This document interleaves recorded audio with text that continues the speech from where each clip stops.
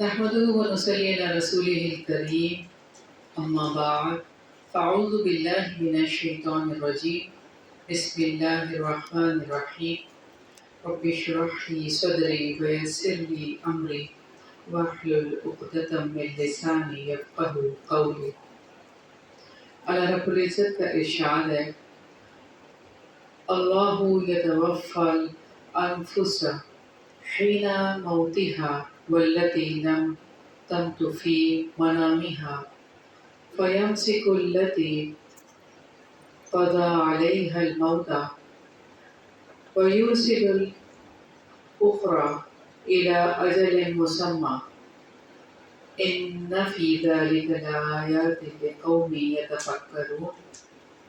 اللہ تعالیٰ ہی روحوں کو ان کی موت کے وقت اور جن کی موت نہیں آئی انہیں ان کی نیند کے وقت قبض کر لیتا ہے، پھر جن پر موت کا حکم لگ چکا ہے انہیں تو روک لیتا ہے اور دوسری روحوں کو ایک مقررہ وقت تک کے لیے چھوڑ دیتا ہے۔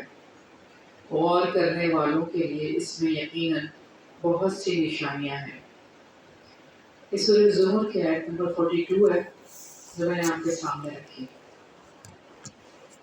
تو یہاں آپ اگر دیکھیں تو انسان جب سو جاتا ہے تب بھی اللہ تعالیٰ اس کی روحوں کو قبض کر لیتے ہیں، یعنی ہمارا سونا بھی ایک طرح سے موت ہے۔ اور ویسے بھی اللہ تعالیٰ نے جب موت دینا ہے تو موت دے دیتے ہیں۔ انسان کی زندگی اور موت کا مکمل اختیار اللہ تعالیٰ کے ہی ہاتھ میں ہے، اور کوئی بھی اس میں کمی بیشی نہیں کر سکتا، نہ وقت کم کر سکتا ہے نہ زیادہ کر سکتا ہے۔ موت اسی وقت آئے گی جب اللہ تعالیٰ کا حکم ہوگا، اور یہ بھی لکھا ہوا ہے، لکھا ہوا ہے، سب نے ہی واپس چلے جانا ہے، کسی نے نہیں رہنا۔ کل نفس ذائقۃ الموت، اور یہ ایک حقیقت ہے، اس میں کسی قسم کا کوئی شک و شبہ نہیں ہے۔ اللہ تعالیٰ ہی ہے جو رات کو سلا دیتے ہیں، اور رات نیند کی حالت میں اللہ تعالیٰ ہماری جانوں کو لے لیتے ہیں، اور اسی طرح سے موت کے بعد روحیں اللہ تعالیٰ کے پاس جاتی ہیں۔ انا للہ و انا الیہ راجعون۔ اللہ تعالیٰ ہی جانوں کو موت کے وقت قبض کر لیتے ہیں۔ اب جیسے کہ ہم صبح جب اٹھتے ہیں تو جو دعا پڑھتے ہیں، الحمدللہ الذی احیانا بعدما اماتنا والیہ النشور، کہ اللہ تعالیٰ کے لیے بھی حمد ہے جس نے ہمیں زندہ کیا موت کے بعد، اور اسی کی طرف لوٹ کر جانا ہے۔ یعنی یہ اپنے آپ کو میسج دیا جاتا ہے کہ میں مر گئی تھی اور میں دوبارہ زندہ ہوئی ہوں، اور اللہ ہی کی طرف جانا ہے۔ اور اللہ تعالیٰ سب کچھ جانتے ہیں، جو بھی کچھ ہم کرتے ہیں دن میں، اور اللہ تعالیٰ ہر چیز کو جانتے ہیں۔ سورہ مومنون میں بھی اللہ تعالیٰ نے انسان کی پیدائش کے مراحل بتائے، اور اس کے بعد اللہ تعالیٰ نے جو بات فرمائی کہ بے شک تم مرنے والے ہو اور دوبارہ اٹھائے جانے والے ہو۔ یعنی یہ سارا پروسیس ہے کہ تم پہلے علقہ ہو، پھر مضغہ ہو، پھر یہ سارا کچھ ہونے کے بعد تم ایک اچھے انسان کی شکل میں وجود میں آتے ہو، لیکن اس کے بعد پھر کیا ہے، ایک دن آئے گا کہ تم مر جاؤ گے اور دوبارہ پھر اٹھائے جاؤ گے۔ اور دوبارہ کیوں اٹھائے جائیں گے؟ تاکہ ہمیں اپنے اچھے یا برے اعمال کا حساب کتاب دینا پڑے، اور اس کے حساب سے ہی ہمیں انعام ملے یا سزا ملے۔ اللہ تعالیٰ ہی ہر چیز پر قادر ہے، اور وہی فیصلے نافذ کرتے ہیں۔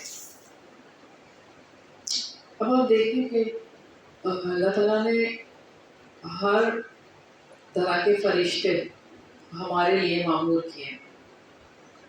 کچھ فرشتے تو حفاظت کے لیے ہیں، دیکھیں کتنی ایسی باتیں ہوتی ہیں کہ ہم کہتے ہیں کہ بال بال بچ کے، بڑا حادثہ ہو سکتا تھا یا کچھ ایسا ہو سکتا تھا، ہم بچ گئے. تو کون بچاتا ہے؟ اللہ کے حکم سے فرشتے.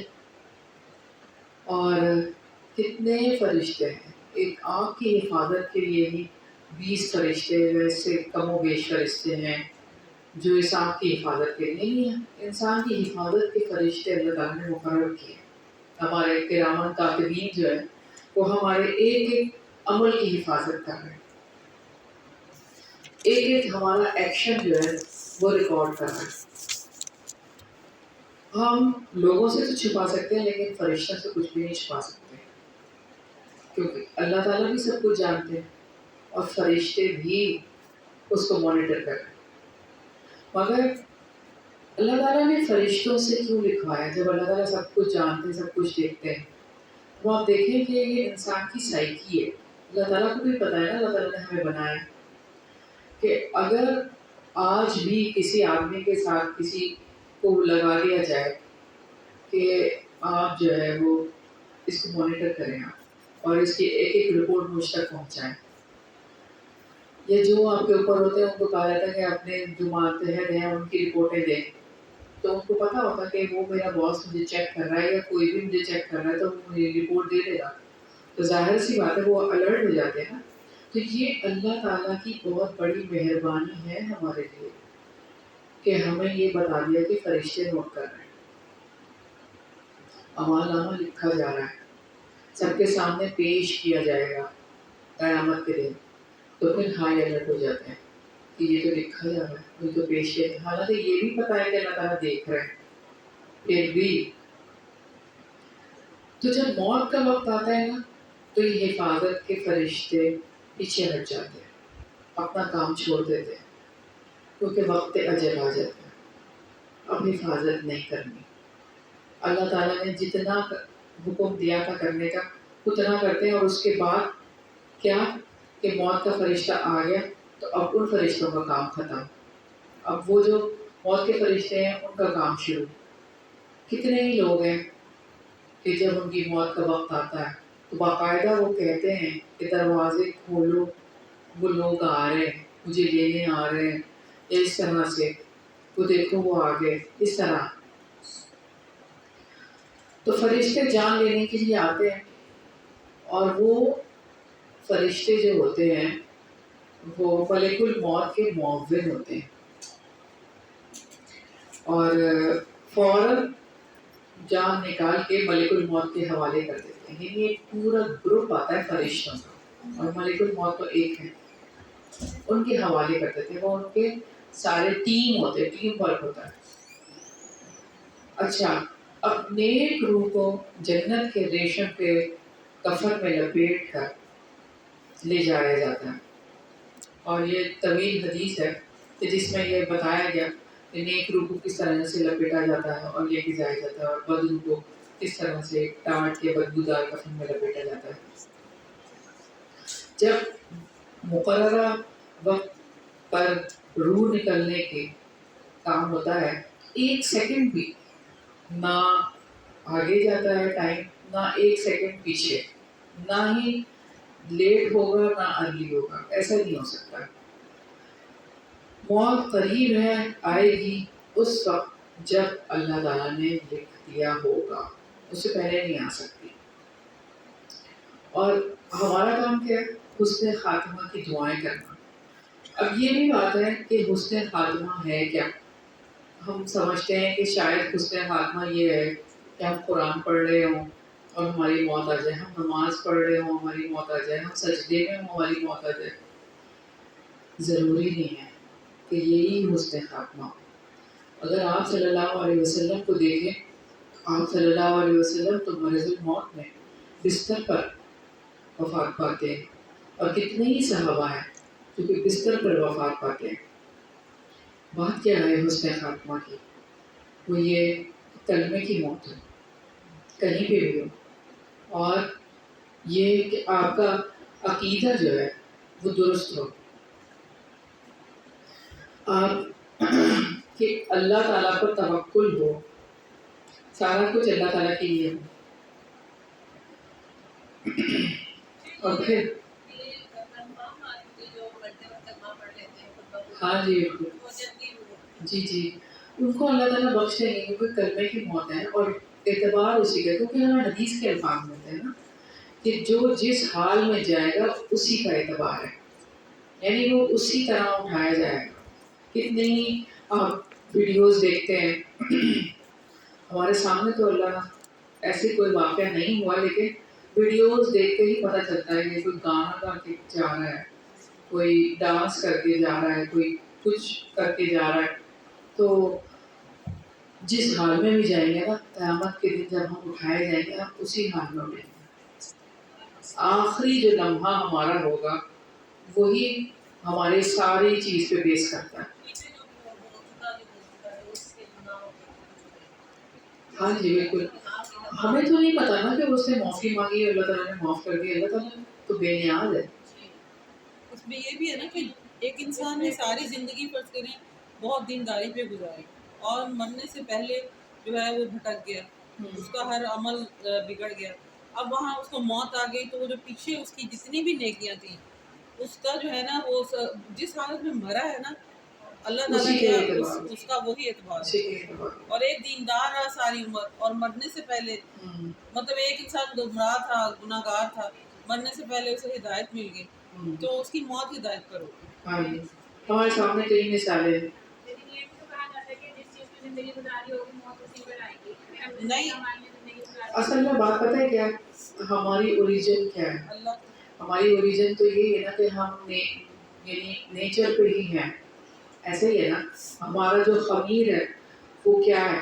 وہ یہی ہے نا کہ ونس آف اللہ، ایک اللہ کو ماننے والے، ایک توحید کو ماننے والے. اب یہ ہوتا ہے کہ کوئی صحبت بری مل جاتی ہے، کوئی حالات ایسے ہوتے ہیں انسان برائی میں چلا جاتا ہے تو وہ نیک ہی نا.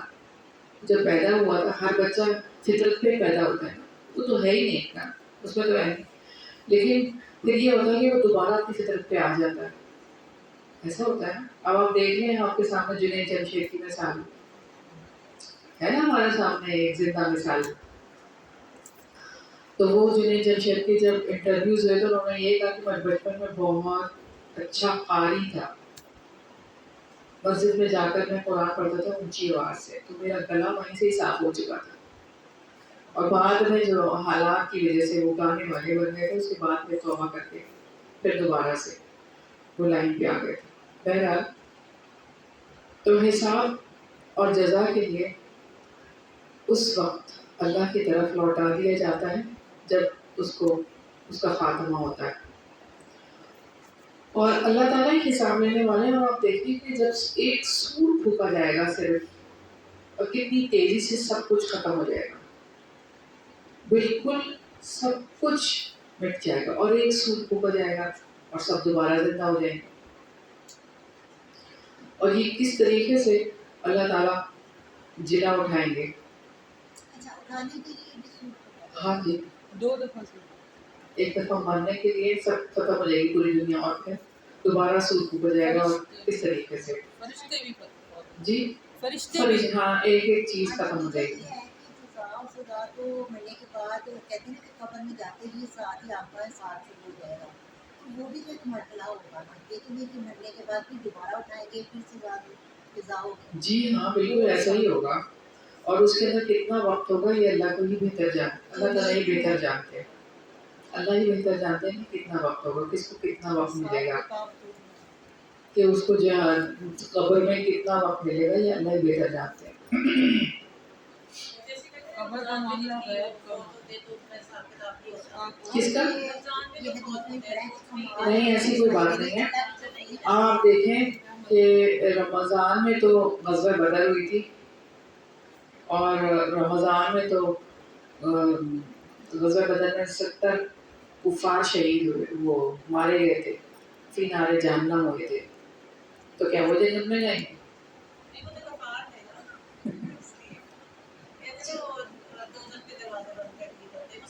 بالکل ہے ایسی بات ہے، لیکن انما الاعمال بالنیات بھی ہے.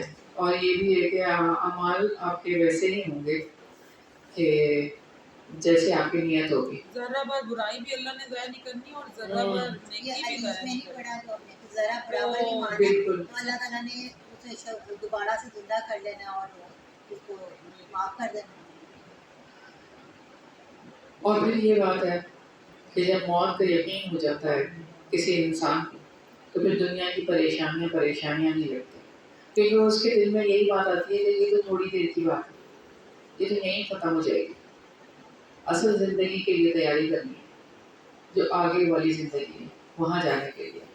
تو دنیا کی چھوٹی موٹی چیزیں، جو بھی بڑی سے بڑی بھی چیزیں لوگوں کے سامنے اس کو بہت چھوٹی اور حقیر نظر آتی ہیں، جس کو موت کا یقین ہو جائے کہ میں نے چلے جانا ہے. وجہ یہ ہے کہ موت اس کے قریب ہونا تو دنیا سے لا تعلق نہیں رہتا، وہ کسی بات پہ رہتا ہے.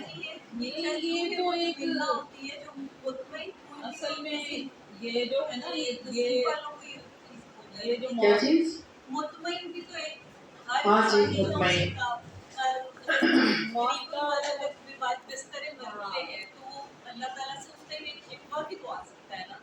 بات یہ ہے کہ جو مطمئن ہوگا، جو موت کا یقین ہوگا جس کو، اور اس کو یہ بات پتا ہے کہ اللہ تعالیٰ نے کیا کرنا ہے. میں آپ کو بتاتی ہوں، میں اس چیز سے گزری ہوں. میں آپ کو بتاتی ہوں، میں پوری زندگی موتیں بھی دیکھی، سب کچھ دیکھتی رہی اور ہم لوگ پڑھتے رہے انا للہ و انا الیہ راجعون. لیکن جس وقت میں نے پریکٹیکلی پڑھا، پھر میں نے اس آیت کو نکالا، پھر میں نے اس پر غور کیا. میں پوری زندگی پڑھتے رہے انا للہ و انا الیہ، لیکن پھر میں نے اس کو نکالا، پھر میں نے اس کو ایک نئے سرے سے غور کیا. پہلے بھی پڑھا تھا اور پھر وہ آیت مجھے اتنی اس آیت نے مجھے اتنا یعنی کہ میرے دل کے اندر وہ اتری کہ تب پتہ چلا کہ یہ کلمہ ہے کیا. کہ اللہ نے کہا کہ ہم تمہیں بھوک سے، خوف سے، جانوں کے مال سے، مالوں کے نقصان سے ہم تمہیں آزمائیں گے. اور پھر اس کے بعد یہ کلمہ آیا ہے، پہلے یہ آیت ہے اور وہ آزمائش کے بعد اللہ نے کہا کہ جو لوگ کہیں گے انا للہ و انا الیہ راجعون تو اللہ تعالیٰ ان پر صلوات نازل کرے گا، یعنی اپنی نوازشیں اور رحمت نازل کرے گا، اور یہی ہدایت یافتہ ہے. اس کے بعد جو کلمے نے یعنی اثر کیا نا، آپ یقین کریں کہ میں آج تک نا، میں اللہ معاف کرے، میں بتا رہی ہوں کہ میں ڈیلی ایک تسبیح پڑھتی ہوں اس کلمے کی، اور اس کلمے ہی سے مجھے موت کا یقین آتا ہے. لیکن بات وہی ہے کہ جب آپ کے دل پہ اترے گی، آپ نے سالوں سے تو ادا کر دیا تو وہ بات نہیں آ سکتی ہے، لیکن جب دل پہ اترے گی نا تو پھر کہ واقعی کہ یہ کیا کلمہ ہے. کہ ہم وہی بات ہے، موت کا یقین یہاں سے آتا ہے. ہم ایسے تو پتہ ہے کہ ہم نے مرنا ہے، مسلمان ہے، مرنا ہے مرنا ہے، لیکن کب مرنا ہے پتہ نہیں. آج مرنا ہے، رات کو مرنا ہے، صبح کو مرنا ہے، یہ کسی کو نہیں یقین آئے گا. ہم نے تو ابھی ہفتہ بھی گزارے، مہینے گزارے. ہاں جی، تو لیکن یہ کلمہ اتنا بڑا کلمہ ہے، یقین کریں آپ سوچ نہیں سکتے کہ جو اثر مجھ پہ اس کلمے نے کیا ہے نا، میں آپ کو بتا نہیں سکتی. لیکن آپ کو سمجھ کے پڑھ لیں تو آپ کو موت کا یقین اس کلمے سے آئے گا. اچھا، یہ جو بات ہے نا کہ یقین جن کو نہیں ہوتا نا تو وہی شکوے شکایت کرتے ہیں، انہیں کی زبان کو شکوے شکایت کرتے ہیں کہ یہ کیسے ہو گیا، یہ کیوں ہو گیا، میرے ساتھ ہی یہ ہونا تھا. اس لیے کہ ان کو اللہ تعالیٰ کی ذات پہ یقین نہیں ہے نا، اور ان کو اس بات پہ یقین، کیونکہ بات ساری یہی ہے کہ جو علم نہیں ہے، العلم انہوں نے سیکھا ہی نہیں. اگر وہ قرآن کو بار بار پڑھتے تو شاید یہ حالت نہ ہوتی. اس وجہ سے ہوتا ہے، قرآن کو نہ پڑھنے کی وجہ سے ایسی باتیں منہ سے نکلتی ہیں. اور یہی والی بات انا للہ و انا الیہ راجعون. انا للہ، یقیناً ہم اللہ کے لیے ہیں، و انا الیہ راجعون، اور اسی کی طرف لوٹ کر جانا ہے. ہم ہیں ہی اللہ کے لیے، سارے کچھ اللہ کے لیے ہے اور اس کی طرف ہی جانا ہے. سب نے جانا بھی وہیں پر.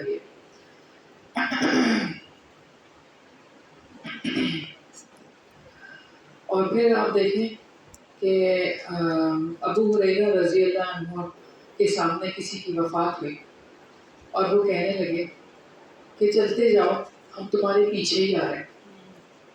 یعنی یہ ان کا یقین ہے نا کہ چلتے جاؤ، بس ہم تمہارے پیچھے ہی آ رہے ہیں.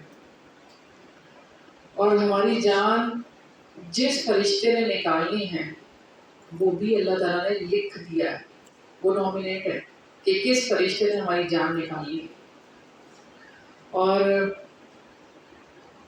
کیسے، یعنی وہ موت کا فرشتہ جو ہماری جان کے لیے مقرر کر دیا گیا اور وہ کیسے نکالے گا جان. جس موت سے ہم بھاگ رہے ہیں وہ خود ہمارے پاس آ جائے گی. حضرت انس رضی اللہ عنہ سے روایت ہے کہ حضرت فاطمہ رضی اللہ عنہا نے جب آپ صلی اللہ علیہ وسلم کی موت کی شدت محسوس کی تو کہنے لگی ہائے تکلیف. آپ صلی اللہ علیہ وسلم نے فرمایا اے میری بیٹی، تمہارے باپ پہ وہ وقت آ گیا ہے کہ اللہ تعالیٰ اس سے کسی کو بھی نہیں چھوڑنے والا، اور قیامت کے دن کی ملاقات کے لیے ایسا ہوگا. تو وہ جگہ بھی مقرر ہے، وقت بھی مقرر ہے. اور آپ دیکھیں کہ اگر کسی کو خاص جگہ پہ موت آنی ہوتی ہے تو اس جگہ کو اللہ تعالیٰ اس کے لیے محبوب بنا دیتے ہیں. کتنے ہی لوگ ہیں جو باہر کے ملکوں میں رہتے ہیں اور اسپیشلی وہ آتے ہیں پاکستان اور ان کی ڈیتھ ہو جاتی ہے. اور ایک صاحب جن کو ویزا لگوانا تھا اپنے جانے کا عمرے کے لیے، تو انہوں نے ڈیٹ بتائی کہ اس ڈیٹ کو آپ نے میرا ویزا لگانا. وہ جو ٹریول ایجنسی والے تھے نا، ان کی کوئی مس انڈرسٹینڈنگ کچھ ہو گئی. انہوں نے ایک ہفتے پہلے کا ویزا لگا کے ان کو کہا کہ آپ کا ویزا لگ گیا ہے. تو انہوں نے کہا میں نے تو وہ ڈیٹ کہی تھی. تو پھر انہوں نے کہا کیا کرنا ہے. انہوں نے کہا اللہ تعالیٰ نے مجھے آج ہی بلانا تھا تو ٹھیک ہے میں چلے جاتا ہوں، کیونکہ اللہ تعالیٰ نے بلا لیا ہے مجھے. وہ گئے ہیں، عمرہ کیا ہے اور اس کے بعد مدینہ گئے ہیں، اور وہاں پر وہی ڈیٹ جو اس ڈیٹ کو وہ کہہ رہے تھے کہ میرا ویزا لگا دے کہ میں نے جانا ہے، اور مدینہ منورہ میں ان کا انتقال ہو گیا. بس وہاں سے وہ گئے ہیں. اور دیکھیں ایسے انسانوں کا جو ہے وہ بلاوا آ جاتا ہے، کہیں پر بھی آ سکتا ہے. اور مدینے کی موت ان کو ملی. انسان کو کچھ نہیں پتا. اسی طرح ایک 30 سال سے یو کے میں رہنے والا آدمی، اور اس کو پاکستان پسند ہی نہیں، کیونکہ وہ سسٹم کا عادی ہو گیا. پاکستان جانا پسند نہیں، پاکستان میں رہنا پسند نہیں. کسی کام سے پاکستان آئے اور وہ آ کے 10-12 دن کے لیے آئے اور پاکستان میں ڈیتھ ہو گئی اور پاکستان میں دفن ہو گئے.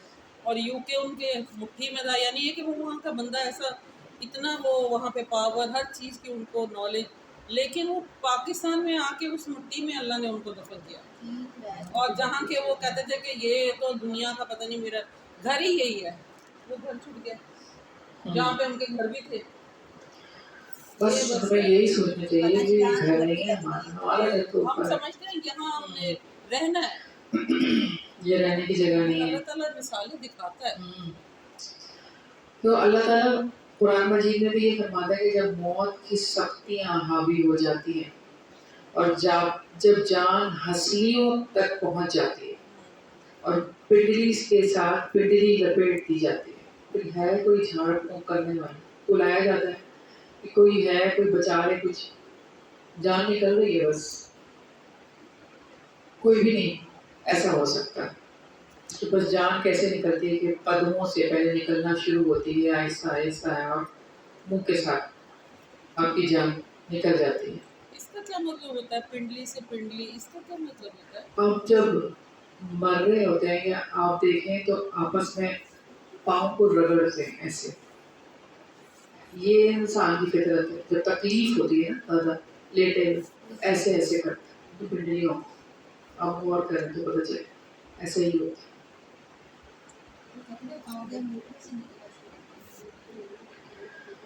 انبیاء بھی موت کی تکلیف سے گزرے. آپ صلی اللہ علیہ وسلم مرض الموت میں پانی کے پیالے میں دونوں ہاتھ ڈالتے تھے اور اپنے چہرے پہ اس طرح سے مرتے جاتے تھے، پھر ڈالتے تھے اور کہتے تھے لا الہ الا اللہ، لا الہ الا اللہ. اور پھر آخر میں آپ صلی اللہ علیہ وسلم نے رفیق اعلیٰ کہا اور پھر روح پرواز کر گئی. تو موت گھبرا دینے والی چیز ہے اور گزرنا تو سب کو ہی ہے. عقل مند وہ ہے جو اس کی تیاری کر کے رکھے. ہم اپنی دنیا کو بہت سارا وقت دیتے ہیں، آخرت کو بھولے رہتے ہیں. دنیا کے کام بھی آخرت کی نیت سے ادا کر لیں تو بہت فائدہ ہوگا اور وہ آخرت کے لیے کھانے میں لکھے جائیں گے. آپ نے ہاتھ دھونے ہیں، منہ دھونا ہے، تو آپ اچھا نہیں ہے کہ وضو کر لیں، یہ نہیں لکھی جائے گی. اور بھی کتنے کام ہیں کہ جو آپ ڈیلی روٹین میں کرتے ہیں، نیت کر کے جب آپ کریں گے تو یہ آخرت میں ہی لکھے جائیں گے. اور پھر جب کسی کا انتقال ہو جاتا ہے تو اس کی آنکھیں بند کر دی جاتی ہیں اور انا للہ و انا الیہ راجعون پڑھا جاتا ہے. اور پھر ایک دعا ہے اللہم اجرنی فی مصیبتی واخلفنی خیرا منہا، اللہ تعالیٰ جو اس کا اجر دینا، اس مصیبت پہ صبر دینا اور اس سے بہتر مجھے اس کا بدل دینا. اب بدل کیا ہے؟ غم کو دور کر دینا. اللہ تعالیٰ کتنا غم کا پہاڑ ٹوٹا ہے اس کو دور کر دیں، اور ایسی بات میری زبان سے نہ نکلے کہ جس سے آپ ناراض ہو جائیں، رب ناراض ہو جائے. آپ صلی اللہ علیہ وسلم کے بیٹے کا انتقال ہوا تو بیٹا گود میں دم توڑا اور آپ صلی اللہ علیہ وسلم کے آنسو جاری ہیں، اور آپ صلی اللہ علیہ وسلم فرما رہے ہیں کہ اے ابراہیم تمہاری جدائی سے دل غمگین ہے، دل پھٹا جا رہا ہے، لیکن زبان سے اللہ کی رضا کے علاوہ کچھ نہیں نکلے گا. تو اللہ سے ناراضگی والی بات نہیں کرنی. اللہ نے دیا تھا، اللہ تعالیٰ نے لے لیا. آپ ان صحابیہ کو یاد کریں، ام سلیم رضی اللہ عنہا، بیٹے کی موت ہوئی اور میاں جو تھے، شوہر جو تھے، وہ باہر تھے، سفر میں تھے. وہ رات دیر جب گھر آئے بیٹے کو الگ کمرے میں رکھ دیا اور شوہر سے ابھی تذکرہ نہیں کیا کیونکہ وہ تھکے ہوئے آئے ہیں، کتنا لمبا سفر کر کے آئے ہیں. ان کا خیال کیا، ان کو کھانا پانی سارا کچھ ہی دیا. میاں نے رات گزارنا چاہی بیوی کے ساتھ تو اس نے وہ بھی ان کے ساتھ گزار لی. صبح ہوئی تو پھر بیوی نے یہ بتایا کہ جو امانت اگر کوئی رکھوائے تو اس کو دے دینی چاہیے. تو شوہر نے کہا ہاں بالکل دینی چاہیے. تو بیوی نے کہا کہ وہ جو اللہ تعالیٰ نے ہمیں بچہ دیا تھا وہ لے لیا ہے. شوہر نے کہا کہ تم صبر کا پہاڑ ہو کیا، تمہارا دل کیسے اس چیز کو دوبارہ کر گیا کہ تم نے مجھے ایک ذرہ نہیں بتایا. اتنا یعنی اس نے کہا انہوں نے کہا میں نے جانا ہے آپ صلی اللہ علیہ وسلم کے سامنے تمہاری بات رکھنی ہے. اور جب آپ صلی اللہ علیہ وسلم کے سامنے یہ ساری بات رکھی تو آپ صلی اللہ علیہ وسلم نے فرمایا ایسی عورتیں بھی ہیں کہ جو اتنا صبر کرتی ہیں. اور پھر آپ صلی اللہ علیہ وسلم نے اس رات کے لیے دعا فرمائی اور ان کے 12 بیٹے ہوئے اس کے بعد. تو بس بات یہی ہے صبر. جب کسی آدمی کا بچہ فوت ہو جاتا ہے تو اللہ تعالیٰ فرشتوں سے پوچھتے ہیں کہ تم نے میرے بندے کو کس حال میں پایا. تو فرشتے کہتے ہیں اس نے آپ کی تعریف کی اور انا للہ و انا الیہ راجعون کہا. اللہ تعالیٰ فرماتے ہیں کہ میں نے اپنے بندے کو بخش دیا اور اس کا گھر جنت میں بنا دو اور اس کا نام بیت الحمد رکھ دو. یہ کس کے لیے کہا جا رہا ہے؟ کہ جس کا بیٹا فوت ہو جائے. صبر کرنے والوں کو ان کا اجر بے حساب دیا جائے گا. بچوں کی وفات پر صبر. پیدا ہونے سے پہلے فوت ہونے والا بچہ، حدیث میں آتا ہے پیدا ہونے سے پہلے، یعنی کچا بچہ جو ہوتا ہے ابھی بنا نہیں ہوتا، فوت ہونے والا بچہ اپنی ماں کو کھینچ کر جنت میں لے کے جائے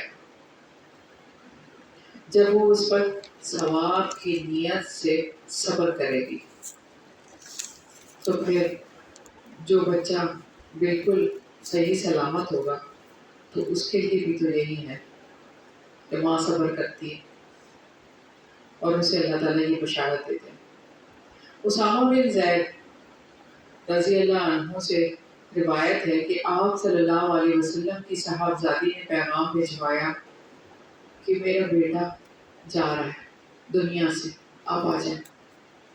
آپ صلی اللہ علیہ وسلم نے ان کو پیغام بھجوایا کہ غم نہ کرو، جو تم کو اللہ تعالیٰ نے دیا تھا وہ تمہارے پاس امانت تھی اور اللہ تعالیٰ نے اب وہ واپس لے لی ہے، تو اگر تم صبر کرو گی اس موقع پہ تو اجر پاؤ گی، اور جو اگر تم شکوہ کرو گی تو پھر اجر سے محروم ہو جاؤ گی، اور جو چلا گیا ہے وہ واپس تو نہیں آئے گا، وہ تو چلا گیا۔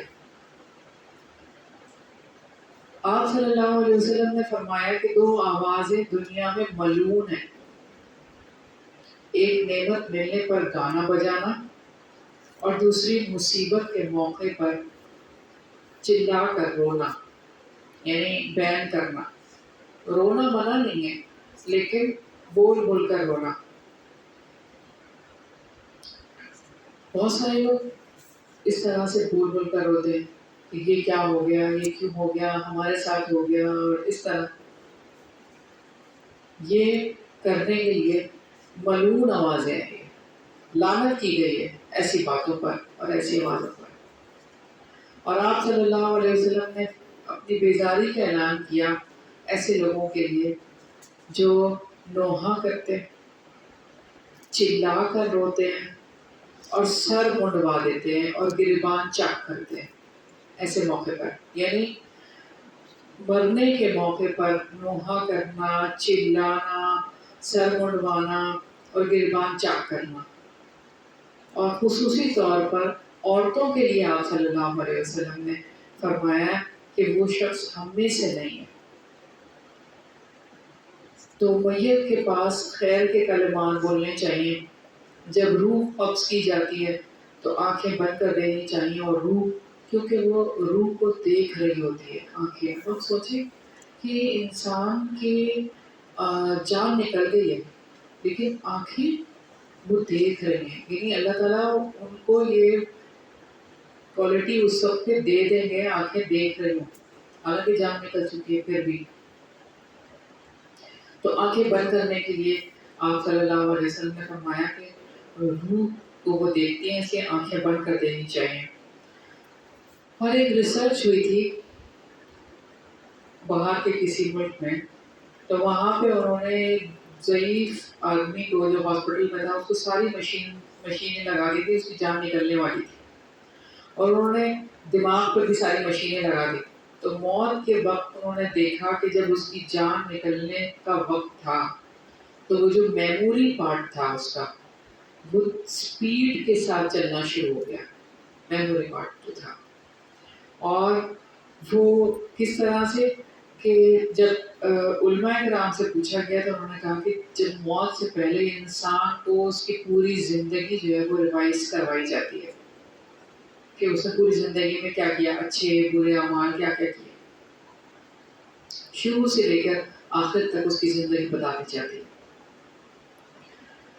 تو کیا بات ہے کہ ہماری میموری میں کیا کیا چیزیں ہونی چاہیے، ہم کو خود اب یہ بات سوچنی چاہیے۔ نیک کام کرنے کے لیے ہمیں دل کی خوشی سے نیک کام کرنے چاہیے، تاکہ وہ سب جب وہ چلے تو ہمارے پاس سارے نیک کام ہی چل رہے کہ ہماری زندگی میں یہ کام آئے۔ اور روح قبض کی جاتی ہے، آنکھیں پیچھا کرتی ہیں تو آنکھیں بند کر دیں۔ میت کے بارے میں صرف اچھی بات کرنی ہے۔ اب وہ تو چلا گیا، اس کا اپنا حساب کتاب ختم ہو گیا، تو اس کے پیچھے اب اس کے بارے میں کوئی ایسی بات نہ کریں کہ اس نے ایسے کیا تھا ایسے کیا تھا، نہیں، اچھی بات کرنی ہے میت کے لیے۔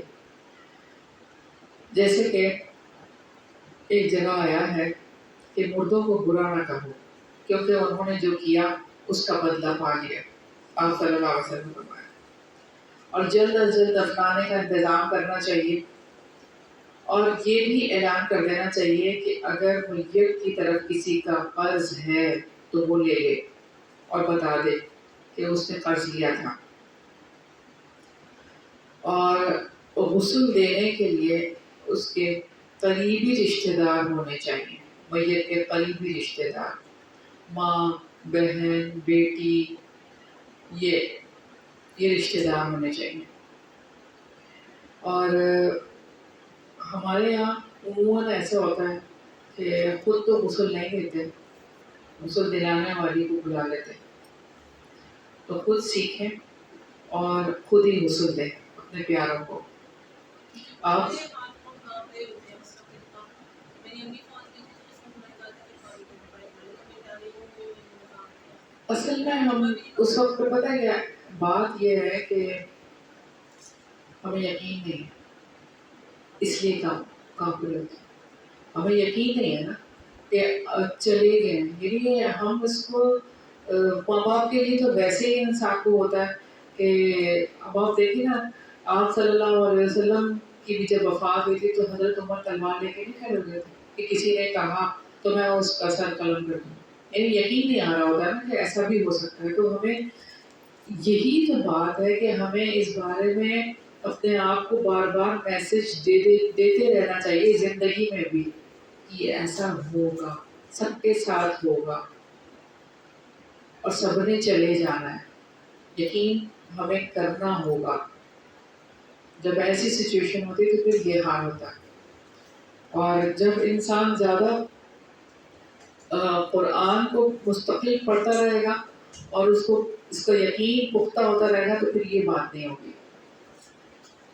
اور سب سے جو لاسٹ والدہ کا جو کام ہے وہ کرنے والا وہ یہی ہے بیٹیوں کے لیے کہ ان کو غسل دے، خود اپنے ہاتھوں سے دینا چاہیے. اور اگر کسی کا ایسا ہو گیا ہے مسئلہ تو پھر چاہے کوئی اور ہی دے دے گا. آپ صلی اللہ علیہ وسلم کو غسل دینے پر جب اتفاق ہو گیا آپ صلی اللہ علیہ وسلم کی میت کو، تو آپ صلی اللہ علیہ وسلم کے چچا عباس اور حضرت علی بن ابی طالب اور فضل بن عباس، حضرت عباس کے بیٹے، اور اسامہ بن زید اور آپ صلی اللہ علیہ وسلم کے آزاد کردہ غلام سالم، یہ لوگ تھے. اور اس کے بعد باہر سے ایک انصاری بھائی آئے اور ان کا نام تھا، اور آپ صلی اللہ علیہ وسلم کے غسل میں مدد کے لیے کہا کہ میں بھی آنا چاہتا ہوں، اور انہوں نے ہی سہارا دیا آپ صلی اللہ علیہ وسلم. تو اس سے جو بتا رہی ہوں میں بتا رہی ہوں آپ کو، دیکھیں یہاں سے ہمیں جس چیز کا پتہ چلتا ہے کہ وہ 5 لوگ تھے جنہوں نے آپ صلی اللہ علیہ وسلم کو غسل کیا.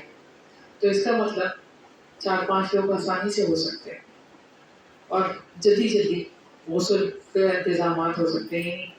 ایک صابن لگا رہا ہے، ایک پانی ڈال رہا ہے، ایک کروٹ دلا رہا ہے، یعنی اس طرح سے بہت آرام سے.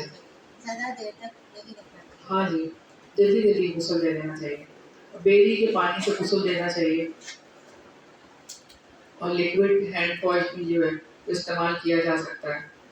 اور کفن کے لیے سفید کپڑا اور اچھا کفن دینا، کیونکہ آپ صلی اللہ علیہ وسلم نے فرمایا کہ مردے کو اپنے کفنوں میں ہی اٹھایا جائے گا، اچھا کفن دینا چاہیے.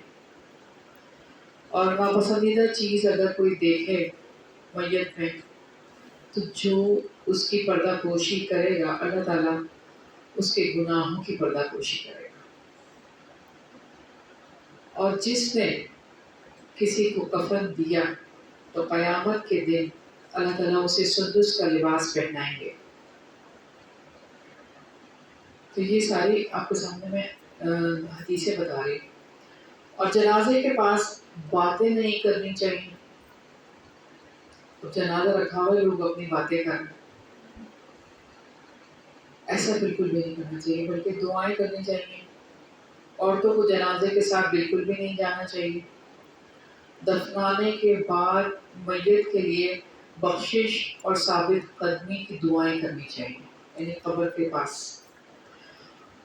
اور کیونکہ منکر نکیر آئیں گے، وہ سوالات کریں گے. اور ایک روایت میں ہمیں ملتا ہے آپ صلی اللہ علیہ وسلم نے فرمایا کہ اونٹ کو نہر کرنے کے بعد گوشت تقسیم کرنے تک کا جتنا وقت ہوتا ہے اتنا وقت آپ کو وہاں رہنا ہے قبرستان میں اس قبر پہ، اور اس کی ثابت قدمی کے لیے دعائیں کرتے رہنا۔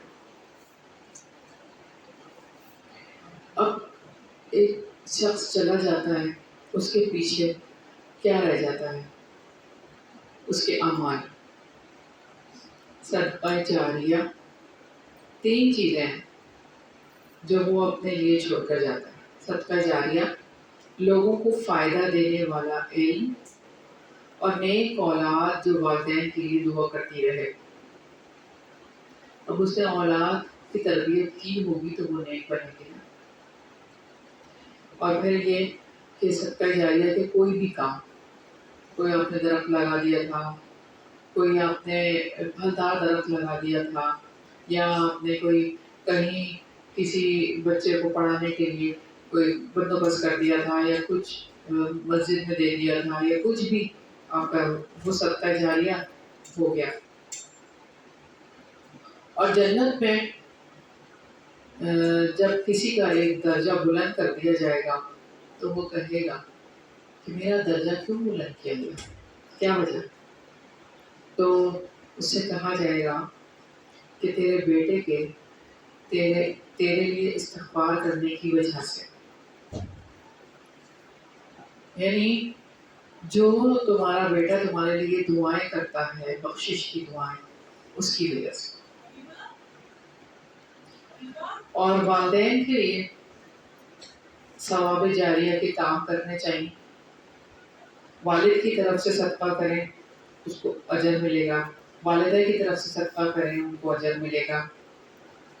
اور جو والدین کے روزے جو انہوں نے منت مانی تھی اور وہ نہیں رکھ سکے تو ان کے روزے رکھنا، اور زندگی میں اگر انہوں نے کوئی وعدہ کیا تھا اور پورا نہیں کر سکے تو وہ وعدہ بھی پورا کرنا، اور حج بدل کرنا، اور پھر آپ صلی اللہ علیہ وسلم پر درود بھیجنا، اور والدین کے لیے دعائیں کرنا۔ کون سی دعا ہے جو والدین کے لیے کرتے ہیں؟ رب ارحمہما کما ربیانی صغیرا، اور ربنا اغفر لی ولوالدی وللمؤمنین یوم یقوم الحساب۔ اور یہ جو دعا ہے رب ارحمہما کما ربیانی صغیرا، تو یہ تو اللہ تعالیٰ کا حکم ہے کہ یہ دعا کرنی۔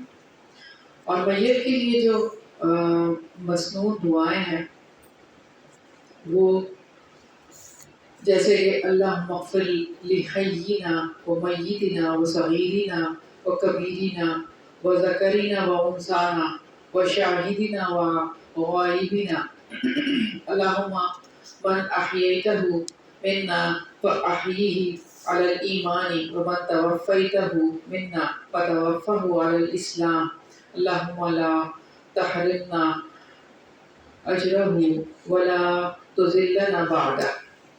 اے اللہ ہمارے زندوں مردوں اور چھوٹے بڑے اور مردوں اور عورتوں اور حاضر اور غائب کی بخشش فرما دیجیے۔ اب یہاں پہ جو چھوٹے بڑے کی بات ہے تو چھوٹے بچے تو ویسے ہی ان کی تو کوئی حساب کتاب نہیں ہوتا، لیکن یہاں پر یہ ہے کہ وہ جب بڑے ہو جائیں گے، جو ابھی چھوٹے ہیں لیکن وہ تو بڑے تو ہوں گے نا، ابھی موجود ہیں، ان کی بات ہے کہ ان سب کو بخش دے اللہ تعالیٰ، حاضر بھی ہیں جو ان کو بھی اور جو غائب ہیں ان کو بھی۔ اور اے اللہ ہم میں سے جسے بھی آپ زندہ رکھیں اسے اسلام پر زندہ رکھیں، اور جسے موت دیں اس کا خاتمہ ایمان پر کریں، اور اے اللہ اس جانے والے کی جدائی پر صبر کے اجر سے ہمیں محروم نہ رکھنا، اور اس کے بعد ہمیں گمراہ بھی نہ کر دینا۔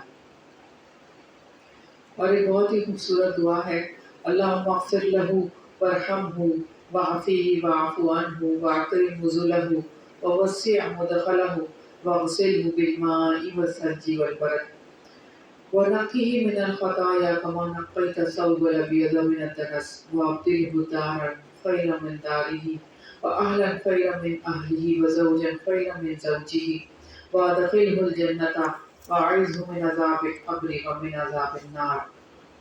اے اللہ اس میت کی دیجیے جیسے سفید کپڑا میں کچھ ایسے صاف کیا جاتا ہے، اور اسے اس سے پہلے گھر سے بہتر گھر عطا فرما دیجیے، اور اس کے اہل خانہ سے بہتر اہل خانہ اور اس کے ساتھی سے بہتر ساتھی عنایت فرما دیجیے، اور اسے قبر کے عذاب اور آگ کے عذاب سے محفوظ کر کے جنت میں داخل فرما دیجیے۔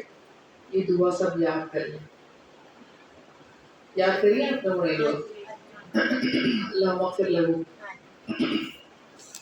یہ بھی کلیئر اوپر والی۔ اچھا الحمدللہ۔ اچھا اسے یہ ہے نا کہ عورتوں کے لیے صرف کہا جائے گا اور یہاں پر پوس مالا ہے۔ ہاں جی، عورتوں کے لیے اگر آپ نے دعا پڑھنی ہے تو آپ نے پڑھنا ہے اللہم اغفر لہا وارحمہا وعافہ واعف عنہا واکرم نزلہا ووسع مدخلہا واغسلہا بالماء والثلج والبرد ونقھا من الخطایا کما نقیت الثوب الابیض من الدنس وابدلہا دارا خیرا من دارہا واہلا خیرا من اہلہا وزوجا خیرا من زوجہا وادخلها الجنة وأعذها من عذاب القبر ومن عذاب النار۔ ایسی بس کہا اور عورت کے لیے ہاں تزمینہ۔ جب آپ کہتے ہیں رضی اللہ عنہ تو یہ صحابہ کے لیے، اور آپ کہتے ہیں رضی اللہ عنہا تو یہ صحابیات کے لیے، ٹھیک ہے؟ اگر ماں باپ کے لیے دونوں کے لیے کرنا لہم بھی تو ہم کہیں گے لہما لہما لہما لہما، دو کے لیے لہما ہوگا نا، رب ارحمہما کہتے ہیں نہیں، تو اللہم پھر لہما، لہم کہیں گے زیادہ لوگ، لہم کے لیے جمع ہے وہ، سب کے لیے زیادہ لوگوں کے لیے، دو سے زیادہ کے لیے لہم ہے، دو کے لیے لہما۔ لہما سارے میں لہما ہی آئے گا نا، سب میں اگر سب کے لیے کریں تو لہم، لہم ہوگا سب کے لیے وہ ہے نا لہم، ہم ہما ہاں ہما تو ہما ہونا، رب فیلی آئے گا تو میرے لیے مجھے، جی لغوے رب لہم یاد کر لیں تو سب کے لیے یہ دعا ہوگی۔ ہاں لہم کر لیں، اللہم اغفر لہم ورحمہم واعف واعف عنہم واکرم نزلہم، اس طرح سے ہاں تو آپ نہ سب کو اس طرح جب ڈیپ وغیرہ کسی کی ہاں مان لیں۔ اونچی بات سے سب لوگ تو ہمیں سب لوگوں کو پڑھ کے تو پڑھنا نہیں آتا نا لوگوں کو، اگر ایک دو دفعہ دہروا دیں ان کو کہیں کہ یہ پڑھے سب، اور ان کے پاس جو ہے وہ ہاتھوں میں اگر فوٹو کاپیز دے دیں، پیپرز دے دیتے ہیں، جی پیپرز دیے جاتے ہیں، پیپرز دے دیں، ہر جگہ نہیں ہوتا، اور ہر جگہ لوگوں کو پڑھنا بھی نہیں آتا۔ اگر ایک اونچی آواز سے پڑھا دے اور سارے لوگ پڑھ لیں تو بہت اچھی بات ہے، اور سارے لوگ اگر آمین کہہ دیں ایک پڑھنے پہ تو پھر بہت سارے لوگوں کو نہیں پڑھنا آتا۔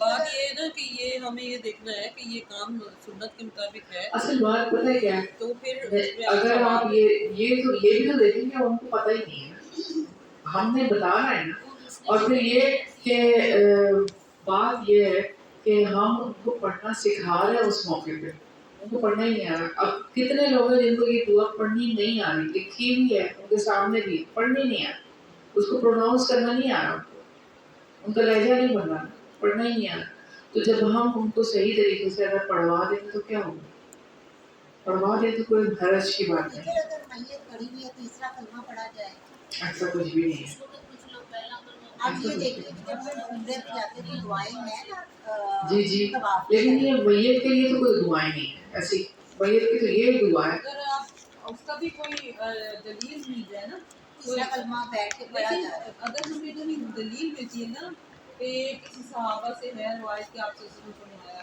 یا انہوں نے ہوتے ہوئے دیکھا، پھر یہ باقی دعائیں تیسرے کلمے میں ہے کیا؟ اگر آپ دیکھیں تیسرے کلمے میں ہے کہ اللہ کی تعریف ہے، اللہ کی تعریف ہے، اس میں اللہ کی بزرگی بیان کی جاتی ہے، سبحان اللہ والحمد للہ ولا الہ الا اللہ واللہ اکبر لا حول ولا قوت الا باللہ۔ کیا تھا نا وہ اس کو کر لیا، اب اس کے لیے ہم دعا کر سکتے ہیں، تو جو آگے بچے ہیں وہ بھی صرف دعائیں کریں گے، کوئی اور پڑھائی نہیں کریں گے۔ دعا ہی کرنا ہے، پڑھائی تو میں نے جو دیکھی کی ہے نا وہ میں لے کے جاؤں گی، آپ کا کیا مجھے تو نہیں فائدہ ہو جا سکتا۔ اچھا کیا آپ کیا کہہ رہی ہیں؟ کچھ لوگ کہتے ہیں 2.5 پارے پڑھ لیں، راہداری کی 2.5 یہ وہ پارے کہہ ہیں، رہی ہیں کوئی بچے جیسے پڑھائی کر لیں جو ان کا پیچھے قریبی جو کوئی رات پڑھ رہی ہے اولاد بس وہ پڑھائی کیا کریں، یہ ہوتا ہے نا میت کے لیے تو بس اس کو فوراً ہی اس کو رکھنا ہی نہیں ہے نا، ایک تو ہمارے پاس رکھنے کا رواج ہے، تو دفنا دیا گیا نا ان کو تو فوراً ہی دفنانا ہے تو ہم نے پڑھائی کیا کرنی، دفنا مرنے کے بعد کی بات کر رہی ہیں. نہیں اس ٹائم پہ بھی لوگ پھر آپس میں گفتگو کرتے ہیں تو اس سے بہتر یہی سمجھتے ہیں کہ کوئی سورہ اللہ کا یاسین کلام وہ پڑھتے ہوئے بھی گفتگو ہو رہی ہوتی ہے, وہ پڑھتے ہوئے بھی ہو رہی گفتگو کرنے والے پھر بھی گفتگو ہی کر رہے ہوتے ہیں. لیکن یہ بات ہے اس موقع پہ کیا کرنا چاہیے, کیا کریں یہ دعائیں مانگنی چاہیے, کیونکہ مرنے والے کو جو سب سے زیادہ چیز چاہیے وہ دعا ہے اور کچھ بھی نہیں. پڑھ کے کہتے ہیں پڑھیں گے بس اتنی پھر اس کے علاوہ بھی وہ کہتے ہیں جب ہمیں بتاؤ پھر لیکن خاموش لوگ ہے. تعزیت کے لیے آئے ہیں, وہ قرآن پڑھتے ہیں لوگ, 2-3 دن قرآن پڑھ کے بخشتے ہیں, اسمائے پڑھ کے بخشتے ہیں. وغیرہ کروانا ان کو ایسا کیا, جب ایسے لوگ اس طرح کرتے ہیں نا, تو جب شادی کی تقریب میں ہونا تو ان کو کہیں گانا نہیں گانا, قرآن پڑھو بیٹھ کے.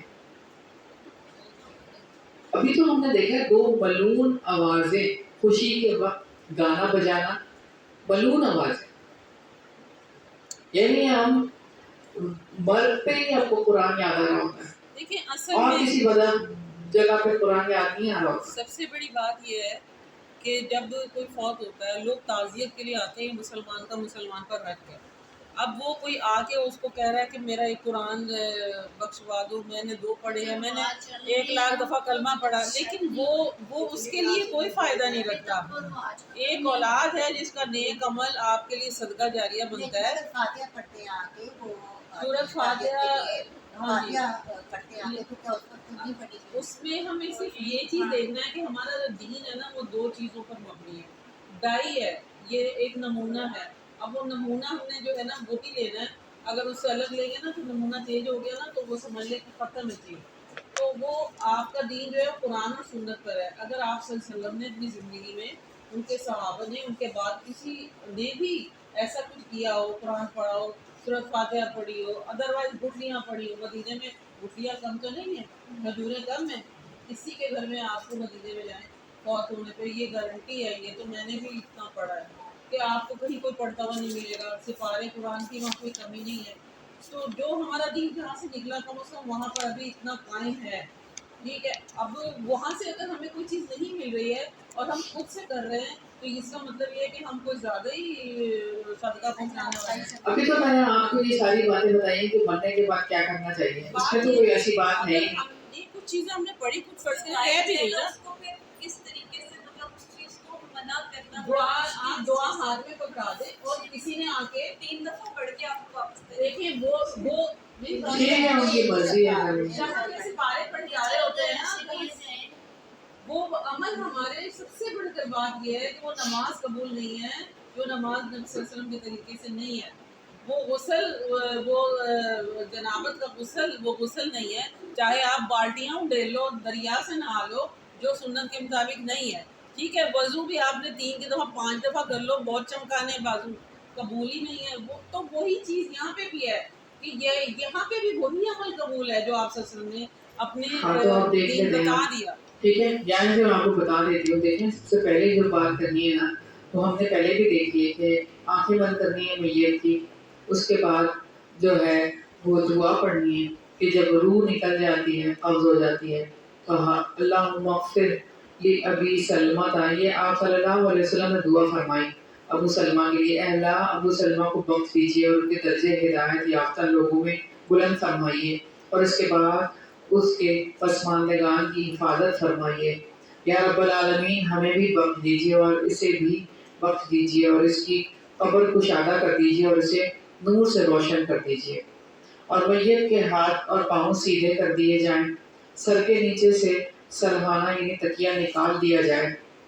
مصنوعی دانت یا کوئی کانٹیکٹ لینس وغیرہ اگر لگے ہوں, آسانی سے نکل سکتے ہیں تو وہ نکال دیے جائیں. زیورات وغیرہ جو اتر سکتے ہوں آسانی سے تو وہ اتار دیے جائیں.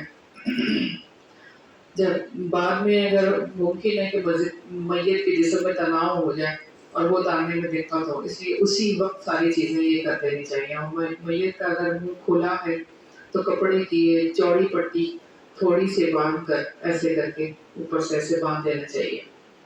اور پھر یہ کہ دونوں پاؤں کو, جو پاؤں کے انگوٹھے ہیں, دونوں ملا کر سیدھے پاؤں کر کے پٹیوں سے باندھ دینے چاہیے.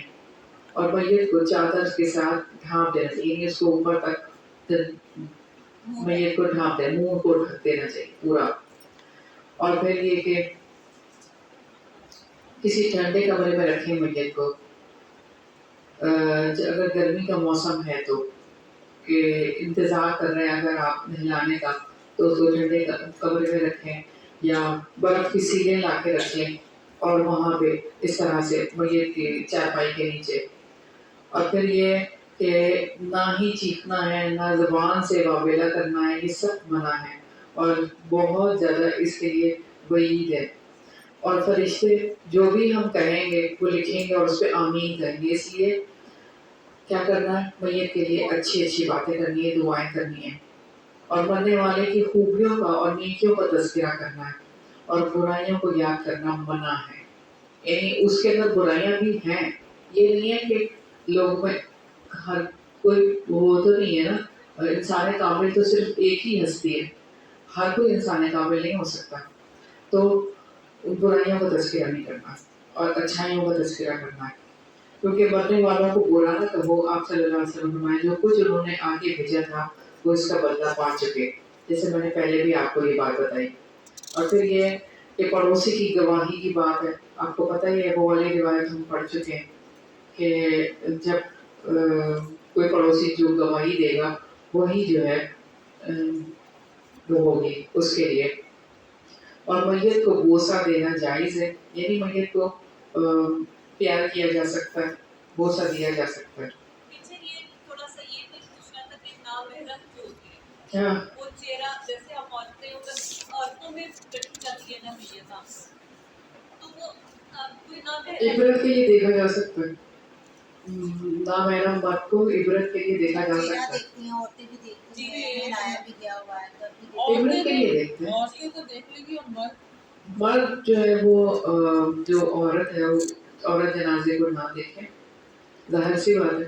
तो जब जनाजे के लिए खुसूसी इंतज़ाम करते हैं भाई, ज़िंदगी में तो ये इंतज़ाम नहीं करते घर के मर्द भी, लेकिन जनाजे के लिए खुसूसी इंतज़ाम करते हैं कि जब मैयत को रखा भी जा रहा होता है कब्र के अंदर तो कहते हैं उनके महरम आ जाए सिर्फ, और जो महरम रह गए देखने से वो देख लें।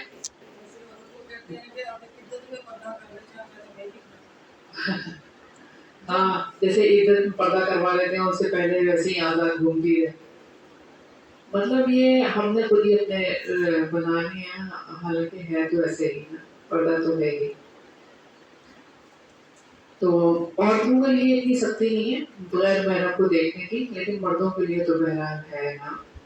औरतों के लिए तो ये है कि उसके अंदर कोई करतब दिखा रहे थे, जब हज़रत आयशा को भी आप सल्लल्लाहु अलैहि वसल्लम ने कहा कि हबशी करतब दिखा रहे थे तुम भी देख लो, कि उन्होंने देखा, मर्द थे ना वो, देख रही थी वो, तो उसमें ऐसी कोई सख्ती नहीं है मर्दों के लिए, इबरत के लिए देखी जा सकती लेकिन वही बात है जब जिंदगी में पर्दा तो जिंदगी ही है ना, है। हाँ महरम या मैं बिल्कुल। हो सकता हूँ, मैं लाइफ नहीं है हम्म, वो कोई बात है कि अल्लाह ताला को तौफीक दे हम्म। इंसान और यानी कि मर्द जो है अपनी बीवी को गुस्ल दे गुस्ल भी दे सकता क्या चीज़?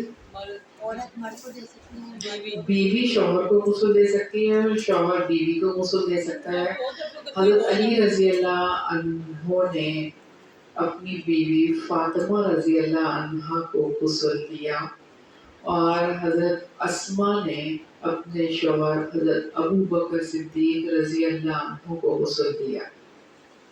तो हमारे सामने जैसे मिसालें ये मौजूद। होता होगा कभी हो ना कोई मैसेज ना हो उसमें ये अगर कोई नई भी हो तब भी नहीं, उनकी बीवी का नाम भी लेकिन बस असल बात ये है कि बीवी का कहना नाम तो भी बस है कि जो हम लोग चीज़ें करते हैं वो जाहिर बात है असल में करना चाहिए या नहीं करना चाहिए। इसको सिंपल सा जवाब ये है कि ये आप सल्लल्लाहु अलैहि वसल्लम ने करके नहीं दिखाया और आपके किसी सहाबी ने नहीं किया। और जो आप सल्लल्लाहु अलैहि वसल्लम ने फरमाया कि मेरी ये अभी आज ही सुबह बात कर रहे थे कि बनी इसराइल के 72 फ़िरके, मेरी उम्मत के 73 फ़िरके होंगे और उनमें से एक फ़िरका जन्नत में जाएगा। अब ये पूरी हदीस हम लोग कहीं के टुकड़ा टुकड़ा ले लेते हैं ना, तो लोग कहते हैं लो हाँ क्यों नहीं होंगे फ़िरके, वो तो आपने फरमा दिया। फिर उसके बाद क्या सहाबा कराम ने कहा कि फिर कौन सा फ़िरका जो जन्नत में जाएगा? तो आप सल्लल्लाहु अलैहि वसल्लम ने फरमाया वो जो मेरे और मेरे असहाब के तरीके पर चलेगा। ٹھیک ہے، وہ فرقہ جنت میں جائے گا. اور اس کے بعد ابھی یہ حدیث اتنی لمبی ہے آپ کہ پھر اس کے بعد آپ سے نے فرمایا، میں مفہوم بیان کر رہی ہوں، کچھ غلطی ہو سکتی ہے الفاظ میں، کافی دن سے پڑھا تھا. تو آپ نے فرمایا کہ میرے بعد دین میں نئی نئی چیزیں ایجاد ہوں گی، اس لیے تم دانتوں سے پکڑ لینا، یعنی اس کو دانتوں سے پکڑ لینا ان چیزوں کو جو میں کر کے دکھا رہا ہوں. یہ مفہوم بتا رہی ہوں جو یہ پوری اور حدیث آ حدیث رہی میں ہے. نواجس کا ذکر ہے. نواجس کہتے ہیں بالکل داڑھوں سے، داڑھوں سے پکڑنا، داڑھوں سے کوئی چیز پکڑی جاتی ہے تو مضبوطی کے ساتھ پکڑی پھر جاتی اس کے بعد بھی آگے یہ حدیث یہی چل رہی ہے کہ جس نے دین میں جو ہے وہ نئی بات ایجاد کی، وہ اس نے بدعت، اس کو بدعت کہا گیا. حدیث میں باقاعدہ عربی میں بدعت کا لفظ ہے. ہم کہنا یہ کیا بدعت بدعت کرتے ہیں، حدیث میں ہے. بدعت کے معنی ہے نئی چیز، نئی. پھر آپ سے نے فرمایا اور دین میں ہر نئی بات ایجاد کرنا بدعت ہے، بدعت گمراہی ہے اور گمراہی آگ ہے. یہ اوپر سے لے کے نیچے تک آپ دیکھیں اس حدیث کو ہم لوگ یعنی کتنا سمجھتے ہیں. ہمارے 73 فرقے ہوں گے، ٹھیک ہے. پھر آپ سے نے فرمایا ایک جنت میں جائے گا. صحابہ نے کہا کون سا؟ تو آپ سے نے فرمایا وہ جو میرے اور میرے اصحاب کے طریقے پہ چلے گا. تو اب ہم کس فرقے میں شامل ہوں گے؟ ہمیں یہ خود سے اب وہ کرنا ہے. ہمیں نہیں دیکھنا ہمارے ماں باپ کیا کر رہے تھے، ہمارے دادی دادا کیا کر رہے تھے، کیونکہ وہ اپنے اپنے چلے گئے. اب ہم یہ تو نہیں کریں گے. ہم نے تو اپنا تو حساب کے کون کہے گا کہ بھی ماں باپ یا کوئی ہمارے خدا نہ خاصہ اگر نہیں ایسے تھے، اللہ تعالیٰ سب کو بخشے، تو ہم بھی مر جائیں گے. اپنی قبر سب کو عزیز ہے. وہ کہتے ہیں نا اپنی اپنی قبر میں جانا ہے، اپنا اپنا سوال لینا ہے. ساری بات یہ ہے کہ جو اصحاب کا طریقہ نہیں ہے، آپ صلی اللہ علیہ وسلم کا طریقہ نہیں ہے. اس کے بعد یہ اصلاح 3 چیزوں میں آتا ہے، صحابہ کرام، اس کے بعد تابعین اور تبع تابعین. یہاں تک جو ہے نا یہ دین ہے. اس کے بعد اگر آپ کو ملتا ہے کسی نے میلاد کرایا، کسی نے وہ کرایا، کسی نے قرآن خوانی کرائی، وہ اگر آپ کا عذر نہیں ملے گا تو پھر وہ بدعت ہے. سمپل سی بات ہے. میں نے تو اسی طرح سمجھا تھا کہ میرے گھر حلوے بھی پکتے تھے، نیازیں بھی ہوتی تھی. مجھے سمجھانے والی صرف ایک چھوٹی سی چیز تھی کہ جس نے جو ہم دیکھ رہے تھے کہ غسل کے حوالے سے، غسل میت کے حوالے سے، اور آپ صلی اللہ علیہ وسلم کی جب وفات ہوئی تو حضرت عائشہ رضی اللہ عنہا کہتی ہیں کہ اس وقت ہماری حالت ایسی تھی جیسے آپ بتا رہے ہیں، حالت ایسے غیر ہو گئی. تو اس وقت ہمیں سمجھ نہ آیا. اگر ہمیں اس وقت پہ ہوش ہوتا تو ہم ازواج مطہرات ہی غسل دے دیتے آپ صلی اللہ علیہ وسلم. اور پھر یہ ہوتا ہی نہیں، کوئی معاملہ ہوتا ہی نہیں اس طرح سے کہ کون غسل دے گا جب یہ بات ہو رہی تھی. تو نماز جنازہ بھی اسٹیپ بائی اسٹیپ نماز جنازہ ہوتی نہیں ہے انبیاء کی. تو انبیاء کی نماز جنازہ کیوں ہوگی؟ انبیاء کی نماز جنازہ نہیں ہوتی. وہ لوگ آ رہے تھے اور دعا پڑھ کر جا رہے تھے. ایسے ہی جب آ رہے تھے گروپ میں آ رہے تھے، دعا پڑھتے جا رہے تھے. اچھا، ہم اب دیکھ لیتے ہیں میت کا غسل میت میں. اب دیکھیں کہ غسل کون کروائے گا؟ قریبی رشتے دار کروائیں گے، جیسے کہ ابھی ہم نے یہ دیکھا. اور غسل کے سامان کے لیے آپ پہلے سے ہی چیزیں تیار کر کے رکھ لیں. اچھا مجھے بتائیں آپ میں سے کس کس کے گھر میں کفن ہے؟ میں نے کسی کو دے دیا تھا جی آپ لے کر آئیے. لے کر آئیں. ہاں. اچھا، تو کفن اپنے گھر میں ضرور رکھ لیں. بہت ساری چیزیں ہم ایسی رکھتے ہیں اپنے گھر میں کہ کام آئیں گی. رکھتے اچھا، ہیں. میں نے ایکسٹرا میرا منگوایا، میرا ایکسٹرا لارج آ گیا. میں نے کہا میں تو اتنی لمبی نہیں ہوں تو چلو اچھی طرح لپٹ جائے گا. اور اتفاق دیکھیں کہ کسی کی ڈیتھ ہوئی اور وہ اتنی لمبی تھی، وہ اتنی لمبی تھی کہ وہ ان کو لا جا ہی نہیں سکتا تھا، اور وہ ایکسٹرا لارج ان کے کام آ گیا. بس اللہ تعالیٰ نے اس کے لیے لکھا ہوا تھا. اب یہ دیکھیں کہ وافر پانی ہونا چاہیے، صاف ستھرا پانی ہونا چاہیے، اور ضرورتاً نیم گرم پانی بھی ہو سکتا ہے لیکن نہ ہی ہو تو اچھا. نیم گرم نہیں کرنا. بیری کے پتوں کو ابال لیں. پتہ نیم گرم پانی کیوں نہیں ہونا چاہیے؟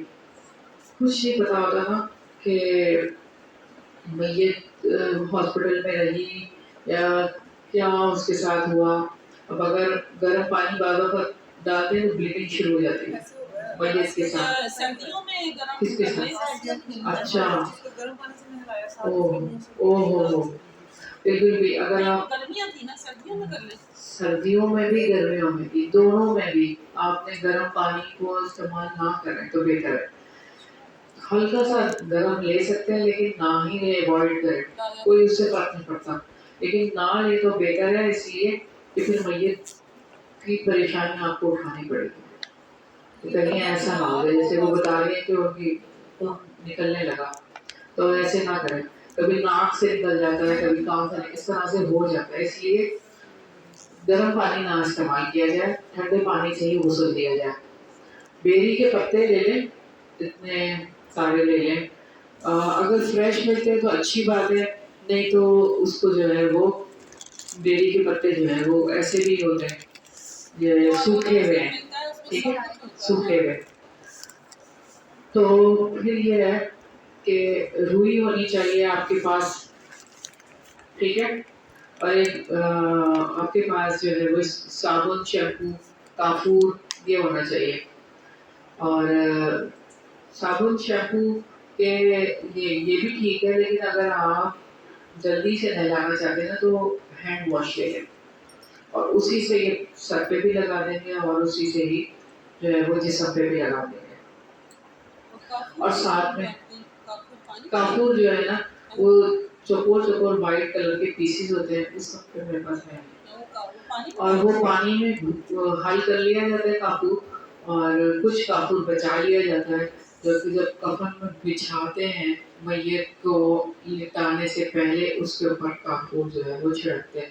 اور خصوصی طور پر کافور میت کے بغلوں کے اندر، گلے میں جو یہ ایسے بن ہوگا ہو، یعنی کہ جو ایسے ایریاز ہوں کہ جہاں پر جو ہے وہ جوائنٹ ہو رہا ہو، جب مل رہے ہوں جس سے، تو وہاں پہ جو ہے ہاں وہ جو ہے وہاں پہ جو ہے وہ کافور جو ہے وہ ڈال دیا جائے. اچھا، اور پھر یہ کہ کپڑے کے یا ربر کے دستانے ہونے چاہیے، اور کپڑے کے جو ہے وہ پیسز بھی ہونے چاہیے. جسم خشک کرنے کے لیے تولیہ بھی ہونا چاہیے یا کوئی صاف کپڑا ہو جائے. چادریں چاہیے اس کے لیے جو میت پر پردے کے لیے یا اٹھانے کے لیے استعمال ہو. اس میں یہ ہے کہ ایک میت کو جب آپ بستر سے اٹھاتے ہیں تو اسی چادر سے اٹھا لیں جو بستر پہ بچھی ہوئی ہے، اور اس کو اٹھا کے جو ہے وہ لٹا دیں اس پھٹے پہ جس کے اوپر آپ نے غسل لینا ہے. اور اس کے سرانے کو، جو پھٹے کا سرانہ ہے، اس میں اینٹیں رکھ دیں نیچے اور تھوڑا سا اس کو اونچا کر دیں تاکہ جب آپ پانی ڈالیں تو پانی اس طرح سے بہہ جائے، ٹھیک ہے. اور جب آپ ظاہر استنجا کرائیں گے تو پانی کا بہنے کا جو ہے وہ اس طرح سے ہو جائے. اور پھر یہ کہ غسل کی جو جگہ ہے وہ اس طرح سے ہونے چاہیے کہ کسی کی نظر وہاں پہ نہ پڑے. جیسے بچوں کو صاف کرتے ہیں ایسے ہی میت کو بھی صاف کرتے ہیں اسی طرح سے. کیسے؟ استنجا کی بات کر رہے ہاں جی، ہیں، ایسے ہی نیچے سے پوٹی والی جگہ پہ پیشاب ہاں بالکل ایسے ہی ہوگا. کرنا ہوتا آپ نے گلو پہنے ہوں گے اور اوپر چادر ہوگی، آپ نے دیکھنا تو نہیں ہے، بغیر دیکھے بغیر دیکھے میت کا پاؤں بینڈ کر کے اور جو ہے وہ اس طرح سے، اور اگر بینڈ نہیں ہو رہا پاؤں تو پھر ایسے ہی آپ کو کرنا پڑے گا.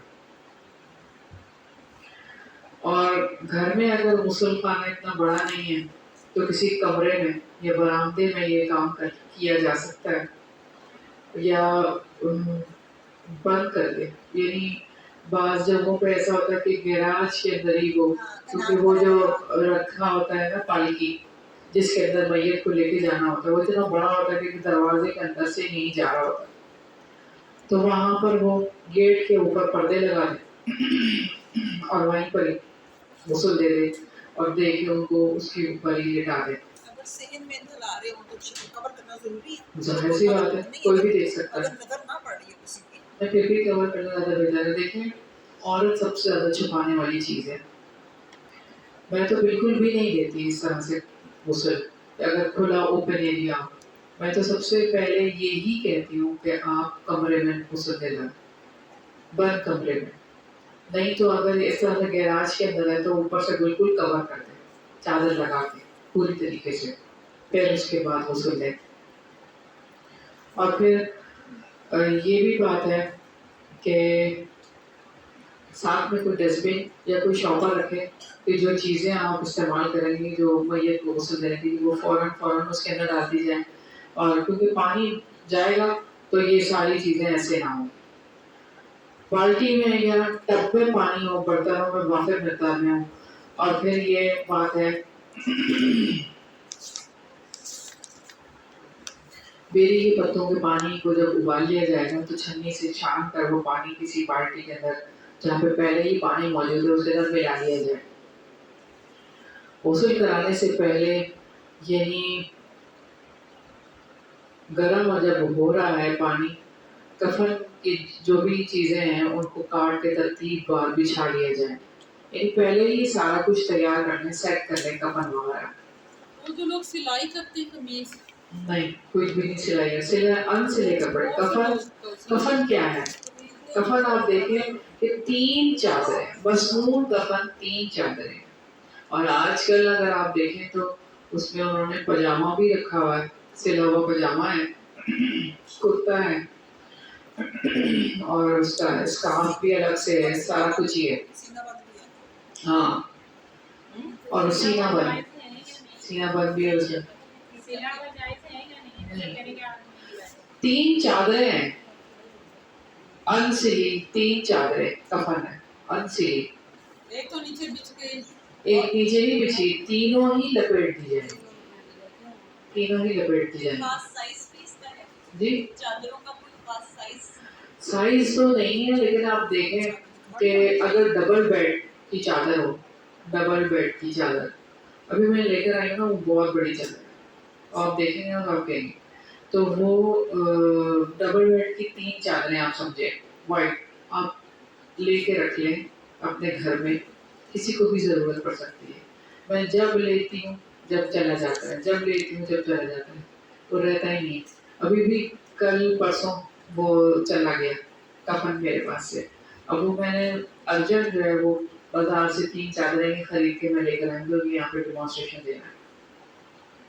تو بات یہ ہے کہ میت کے کپڑے کس طرح سے اتارے جائیں گے. سب سے پہلے آپ نے کیا کیا کہ میت کو وہاں سے اٹھایا. اب میت کے جو محرم رشتے دار ہیں نا وہی اٹھا کر لٹا بھی سکتے ہیں، ٹھیک ہے. میت کو وہاں سے اٹھا کر پٹھے کے اوپر جو ہے وہ لٹا دیا ٹیپے.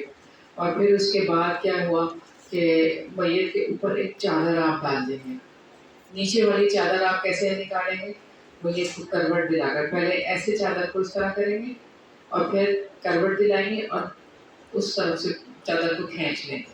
جیسے عموماً جو مریض ہوتے ہیں بستر پہ ہوتے ہیں ان کے لیے چادر ایسے ہی چینج کرتے ہیں بالکل اسی طرح سے.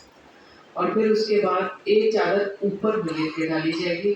اور وہ جو ہم نے دیکھا تھا کہ پاؤں کو باندھ دیا تھا دونوں انگوٹھوں کو وہ کھول دیے جائیں گے. اور وہ جو ہم نے منہ کے اوپر باندھا تھا وہ بھی کھول دیا جائے گا. ٹھیک ہے، کھلتا ہے آسانی سے تو ٹھیک ہے، نہیں تو کاٹ دیں، کینچی سے کاٹ دیں. میت کے بال کھول دیے جائیں گے اور اس کے ساتھ جو ہے وہ میت کے کپڑوں کو کاٹا جائے گا. اس طرح سے کاٹیں گے، یہاں سے کٹ ہوگا اور یہاں سے کٹ ہوگا اس طرح سے. اچھا کچھ ہاسپٹل سے میتیں آتی ہیں تو ہاسپٹل کا جو لباس وہ پہنے ہوئی ہوتی ہیں اس کو کاٹنے کی ضرورت نہیں ہوتی، وہ پیچھے سے اوپن ہوتا ہے، بس ڈوری اس کی وہ کھلی، آپ ایسے ہی کرتے ہیں تو وہ نکل جاتا ہے تو وہ آرام سے اتر جاتا ہے. لیکن اگر یعنی قمیض شلوار ہے تو وہ اس کو اس طرح سے کاٹے اور پھر یہاں سے یوں کٹے گا کہ فرنٹ اور بیک الگ ہو جائے اور اندر جو انڈر گارمنٹس ہیں وہ بھی کاٹ دیے جائے اور وہ جو ہے چادر کے اندر ہی سے جو ہے اس کو کھینچ کے باہر نکال دیا جائے. اگر پیمپر پہنا ہوا ہے میت نے تو وہ پیمپر بھی ریموو کیا جائے اور پھر ٹراؤزر اگر اتر سکتا ہے تو اتار دیں ورنہ سائڈ سے دونوں سائڈ سے اس کو جو ہے وہ کاٹ دیا جائے اور پھر وہ آسانی کے ساتھ نکل جائے گا. اور پھر اس کے بعد میت کے بال کھول دیے جائیں اور پانی اگر آپ 2 جگہوں پہ رکھ لیں یا 3 جگہوں پہ رکھ لیں، یعنی ایک بڑا ٹب رکھ لیں پانی کا اور اس کے اندر بیری کے پتے ڈال دیں، اور دوسرے ٹب کے اندر سادہ پانی ہو، اور ایک چھوٹے برتن کے اندر آپ پانی رکھیں، اس کے اندر کافور جو ہے وہ ڈیزالو ہونے کے لیے پہلے ہی ڈالتے ہیں، کیونکہ بعد میں وہ ڈیزالو ہوتا ہی نہیں ہے، وہ ویسے ہی رہ جاتا ہے، اس کو ٹائم لگتا ہے ڈیزالو ہونے میں. تو وہ ایک چھوٹے برتن میں آپ جو ہے وہ کافور بھی ڈال کے رکھتے ہیں، اور سب گلوز پہن لیں جس نے بھی غسل دینا ہے. اور پھر میت کے کپڑے آپ کاٹ چکے ہیں. اب سب سے پہلے کیا کرنا ہے، میت کے پیٹ کو آپ نے ہلکا ہلکا جو ہے نا وہ دبانا ہے، ٹھیک ہے. اور ایک پر دبائے گا اور اس کے بعد ایک پر پانی ڈالتا جائے. اچھا ہے، بہتر ہے کہ صابن والا پانی ڈالیں، یعنی لیکوڈ جو آپ کے پاس ہے ہینڈ واش وہ آپ ڈالیں، اور اس کے اوپر پانی آپ ڈالیں، یا لیکوڈ جو ہے وہ کسی مگ کے اندر بنا کے وہ والا پانی ڈالیں اور ڈالتے جائیں بہت زیادہ. اور پھر اس کے بعد جو ہے وہ جو اس کا قریبی رشتہ دار ہے، اس کی بیٹی ہے یا اس کی بہن ہے یا اس کی ماں ہے، جو بھی ہے وہ اس کا استنجا کرائے. اور اس کو استنجا اچھی طرح سے کرانے کے بعد جو ہے وہ اپنا گلو جس سے کرایا گا وہ اتار دے اور دوسرا میں، اور پھر اس کے بعد وضو کرنا ہے. اور اطمینان کر لیں کہ استنجا اچھی طرح سے ہو گیا ہے، ورنہ ایسا ہوتا ہے عموماً کہ آپ نے پیٹ اچھی طرح نہیں دبایا، استنجا اچھی طرح نہیں کیا، تو بعض دفعہ ایسا ہوا کہ کفن پہنانے لگے اور کوئی چیز جو ہے وہ علائش جو ہے وہ باہر آ گئی تھی. تو ایسی صورت میں پھر پہلے ہی اچھی طرح سے جو ہے وہ تسلی کر لینی چاہیے، اور اس کے بعد وضو کرانا ہے میت کو. اور وضو میں یہ کہ سب سے پہلے جیسے ہم کرتے ہیں دایاں ہاتھ دھوئے، بایاں ہاتھ دھوئے، اور پھر اس کے بعد کلی کے بجائے آپ نے کاٹن ہے نا، کاٹن کا تھوڑا سا حصہ لے کے پانی میں ڈپ کر کے ہونٹوں پر ایک دفعہ لگائے، پھر دوسرا کاٹن، پھر تیسری کاٹن، پھر اس کے بعد آپ نے پھر کاٹن کو گیلی کر کے پھر ناک کے اندر اور یعنی اندر، اور پھر دوسرا اور پھر تیسرا، اس طرح سے. اور پھر اس کے بعد چلو میں پانی لے کے منہ کے اوپر، اور پھر کوہنیوں تک جو ہے وہ دھلانا ہے جیسے ہم وضو کرتے ہیں. اور اس کے بعد آپ نے سر کا مسا نہیں کرنا، بلکہ ہم غسل میں کیا کرتے ہیں سر دھوتے ہیں ڈائریکٹ، پھر سر دھونا ہے اور صابن ڈالتے جائیں. پہلے پانی ڈالتے ہیں اچھی طرح، سر دھو دیں، رائٹ سائڈ پورا دھو دیں، پھر لیفٹ سائڈ دھو دیں، کروٹ دلا کے دھو دیں. پھر اس کے بعد لکوڈ دیں، لکوڈ سے اچھی طرح سے سر کو مل کے، اور پھر بازو، اور پھر اس طرح سے، اور پھر کروٹ دلا کر پیٹھ پہ، بیک پہ، اور پھر ٹانگوں پہ، سب جگہ پہ جو ہے وہ اچھی طریقے سے جو ہے وہ صابن لگا کے پھر اس کے بعد پانی خوب بے والا پانی خوب بہائیں میت کے اوپر. جی چادر اوپر ہی ڈلی ہوئی ہے، اوپر ہی ڈلے رہے گی اور وہ ہٹے گی نہیں چادر جب تک آپ نے لا نہیں دیں. چہرہ بے شک آپ کھول دیں میت کا اور چادر اتنی کر دیں، اور پھر اس کے بعد یہ سارا، اور آپ اچھی طرح سے ہاتھ بغل کے اندر اور دونوں پاؤں کے درمیان میں اس طرح بہت اچھی طریقے سے آپ نے جو ہے وہ صابن لگا کے بہت اطمینان کے ساتھ، یا آپ کہیں کہ بہت اچھی طریقے سے، کیونکہ یہ آپ دیکھیں کہ اپنے پیاروں کو کس طریقے سے آپ نے رخصت کرنا ہے.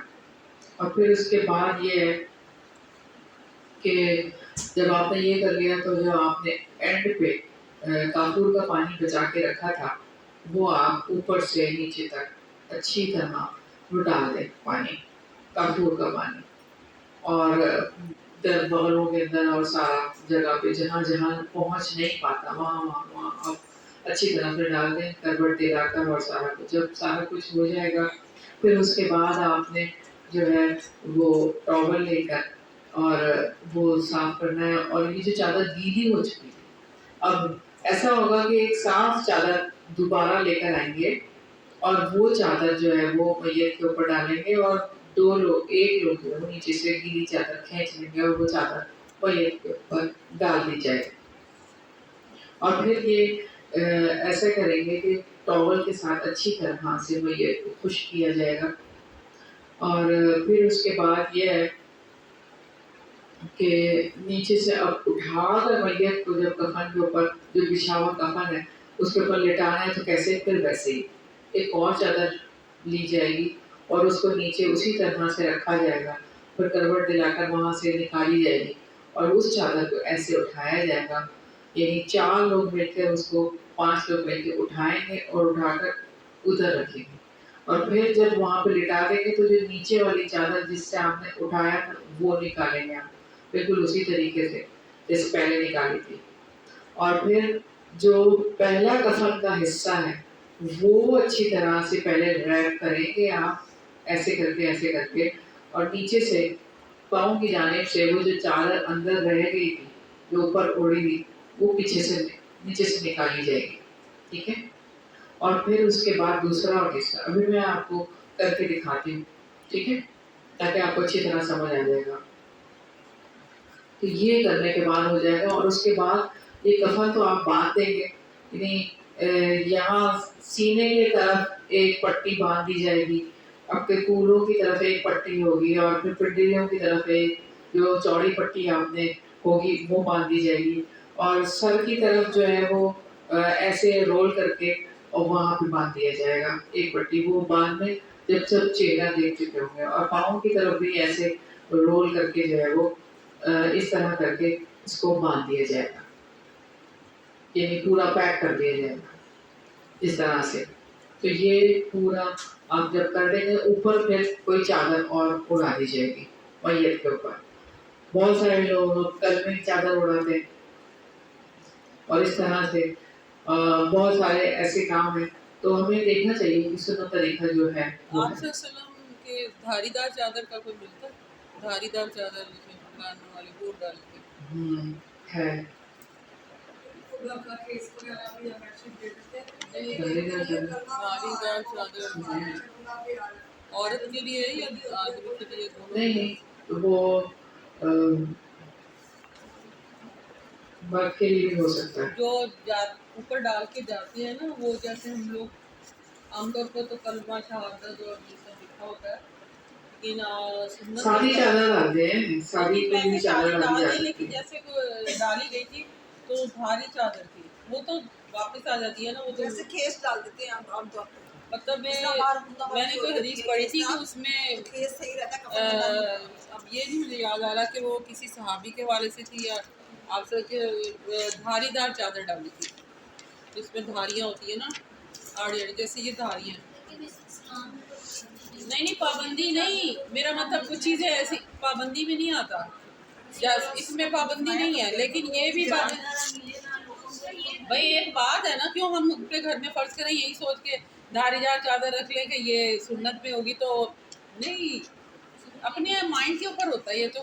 اچھا آپ دیکھیں نا سیدہ عائشہ رضی اللہ عنہا سے روایت ہے رسول اللہ صلی اللہ علیہ وسلم کو سہولیہ کے ساختہ سوتی سفید رنگ کے 3 کپڑوں میں کفن دیا گیا جن میں قمیض اور پگڑی نہیں تھی. ٹھیک ہے سفید رنگ کے کپڑے تھے. ایکسٹرا جو آپ نے چادریں بتائی ہیں وہ 3 بتائی ایکسٹرا. ہاں جی ایک نیچے ہاں جو گیلی ہوگی ہاں پھر اس کے بعد ایک سوکھی ہوئی جو نیچے جائے. ہاں جی 3 ہو گئی. جی 3 یا 4 آپ رکھ لیں. گھر میں زندگی کا چادریں رکھنی چاہیے. وہ تو گیلی ہو جانی ہے نا.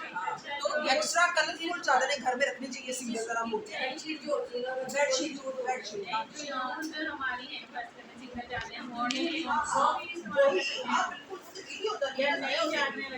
نہیں وہ ضروری نہیں ہے کہ وہ وائٹ ہی ہو. ہاں سفید رنگ کی ہونا ضروری نہیں لیکن سفید رنگ کا کفن مصنوع ہے پسندیدہ ہے. وہ کفن تھوڑی ہوگا وہ تو کیا چیز جو اوپر چادر ڈالنی ہے وہ سفید بھی ہو سکتی ہے.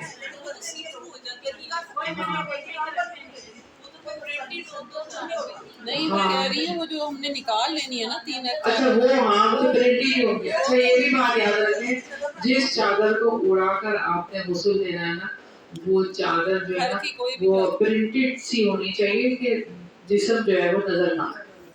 वो कफन में नहीं वाइट आ रही कलर है। की जो अमूमन कफन के अंदर इतना सा कपड़ा भी दे देते हैं कि आप ये उड़ा के जो है वो नहला दें, ऐसा नहीं है। अच्छा, और वो अच्छा वो जो चादरें वगैरह यूज हुई हैं, गीली हो गई हैं या तौलिया गीला हो गया है या साबुन जो यूज कर लिया है, दे तो दें वो आप किसी को। यूज कर सकते हैं कि बिल्कुल कर सकते कर भी हैं। सकते हैं, सकते दे हैं ना, भी सकते काम हैं। वालियों को भी दे सकते हैं, कोई मसला नहीं है। हाँ, बिस्तर बिछाने का क्या है? नहीं, कई लोग डरते क्या? हैं चारपाई पे लोग कहते हैं ना बिस्तर भी बिछाते हैं, वो दरी या दरी जो कहाँ पर? दे दिया जाता है निशादी, कहाँ पर बिछा जो दें? जा रहा है ना जी जो पालकी जाती जो हाँ, उसके अंदर बिछा देते हैं। वो तो आप कोई गद्दा बिछा दें, तकिया रखें, कुछ भी कर सकते वो हैं। आप ये नहीं कि वो उस तरह तो सोच में। ये होता है ना, वो तो चीजें वापस आ जाती हैं ना। ये हदीस है ना कि तीन चीजें जाती हैं मैयत के साथ। एक उसके वारिस जाते हैं जो उसे दफनाने जाते हैं, एक वो साजो सामान होता है जो उसके साथ जाता है, और एक उसका अमाला होता है। एक चीज उसके साथ जाती है और दोनों चीजें वापस आ जाती हैं। उसमें उसके जो गुस्सान है वो आ जाते हैं, और ये जो चीजें हैं सारी, जिनमें ये चादरें आती हैं, ऊपर ओढ़ने की चादर, ये भी वापस आती है। अब ये वापस आके आप इसको किसी को दे दें, यूज कर लें, इसमें कोई नहीं। दे देंगे तो सारे सदका ही है ना, वो तो सदका ही है। अच्छा, अब ये है वो भी कि वारिस जो का आप कह रही ना धारीदार चादर, हाँ, तो उसके हवाले से ये है कि सफ़ेद चादरें थी, वो धारीदार थी, लेकिन सफ़ेद थी। तो धारीदार से मुराद क्या है कि किसी कपड़े की बुनाई ऐसे होती है ना, उसमें लाइनिंग होती है, जिस तरह खेल वो जिसको कहते ऐसे में उसका कलर नहीं, लेकिन ना इसमें साफ दायर सफ़ेद सूती सहूली यमन की बनी हुई हल्की धारीदार चादरों में दफन दिया। अब तो धारीदार से मुराद ये है कि कपड़े की बुनाई जैसे कि उसमें लाइनिंग है, सफ़ेद ही थी, उसमें कोई कलर नहीं था, सफ़ेद ही थी। क्योंकि ये हदीस पढ़ी थी ना मुझे, तो मैं अब और जब मैयत जब बड़ी भी होती है गुस्ल से पहले, तब भी लोग कहते हैं मैयत को ठंड लगती है क्योंकि तो मोटा कपड़ा दे दिया है। रजाइयाँ डाली होती हाँ हैं जी, लोगों ने, मैंने देखा। मैं ये भी मैयत को कोई चीज़ नहीं ऐसी लगती। नहीं, वो जिस्म गर्म रहे। पता है गुस्ल की औरत की प्रॉब्लम होती है। मेरी बात सुने, मैयत को कुछ भी नहीं लगता, मैयत के अंदर जान ही नहीं है, ना उसको सर्दी लगेगी ना गर्मी लगेगी। नहीं, एक नरमाहट रहनी चाहिए ना, जो कि गुस्ल करने में फिर अकड़ जाता है ना, जैसे सर्दी होती है। नहीं, उससे कोई नहीं होता अकड़ना या नहीं अकड़ना। मुझे पता नहीं है, मैं वैसे नहीं, उससे जैसे टाइम गुजरेगा उसी तरह से अकड़ेगा। और ये तो अल्लाह की मर्जी है। मैंने ऐसे मतलब गुस्ल दिया कि वो खातून को सख्त खाने में रखा गया क्योंकि उनकी बेटी बाहर से आ रही थी। एक दिन वो सख्त खाने में रही, फिर उसके बाद उनको गुस्ल दिया गया, और एक गुस्ल ऐसा दिया गया कि बस फौरन ही हुआ। तो दोनों में मैंने बाकायदा ये नोट की बात कि उनके पाँव जिसमें रहते हैं ना बेंड हो जाता है, तो वो जिनको सख्त खाना उनको कुछ भी बेंड नहीं होता, बिल्कुल अकड़ी हुई थी वो डेड बॉडी। और जो जिनको फौरन हो गया था उनकी हर चीज बेंड हो गई थी, आराम से बिल्कुल नॉर्मल, जैसे नॉर्मल इंसान अभी जिंदा ही है जैसे आराम से। इसमें 3 दिन लगे थे, लेकिन वो जब निकाला गया ना तो हम एकदम ऐसे कहते हैं हर तरफ मूवमेंट हो रही। हाँ, और वो सूरह मुल्क जो थी ना, उनकी एक रूटीन वाली थी, उन्होंने पढ़ लिया था क्या? सूरह मुल्क। अच्छा, बस ये अल्लाह ताला की अभी वफात पाई और वो तो फिर है सूरज मुल्क की, तो वो तो हदीस है, उसको तो कोई और पेट जब दबाना है ना तो पैम्पर उतारने से पहले पेट दबाना चाहिए, जरा 1-2 मिनट पेट करने ताकि जो खिलाना था पैम्पर के अंदर ही आ जाए, वरना बाद में बहुत मसला बनता है। हाँ, ये भी बात, अगर पैम्पर नहीं लगा फिर तो और बात है, लेकिन अगर पैम्पर लगा हुआ तो फिर अच्छा ये है कि चादर कोई नहीं होगी जब आप उन्हें गुस्ल दे रहे हैं, नीचे कोई चादर नहीं होगी। नीचे तो नहीं होगी क्या? तो मतलब वाली निकाल निकाल देंगे। देंगे। वो तो जिस चीज पे गुस्ल दिया जाता है वो तो उसी चीज पे वरना पानी कैसे होगी? तब के नीचे से निकाली है ना, निकालेंगे ना चादर। ये तो अभी मैंने बताया।